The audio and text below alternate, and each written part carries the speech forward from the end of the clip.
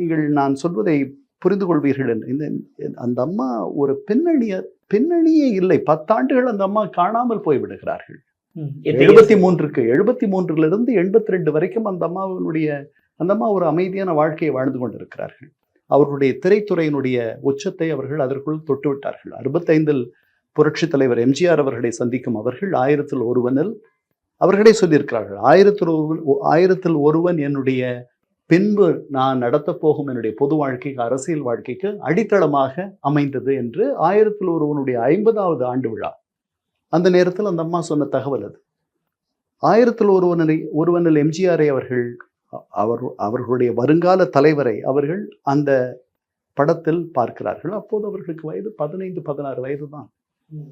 அவர்களுக்கு எம்ஜிஆர் யார் என்று தெரியாது. எம்ஜிஆருக்கும் அவர்களுக்கும் 35 ஆண்டுகள் வித்தியாசம். எம்ஜிஆர் ஒரு மாபெரும் பேரூர் 65. அவர் செட்டில் வந்தார்னா எழுந்து எல்லாம் நிக்கணும். அந்த அம்மா நிக்க மாட்டேன்றாங்க. அந்த அம்மா தெரியாது. அது ஒரு பெரிய இஷ்யூ ஆகுது பின்னாடி.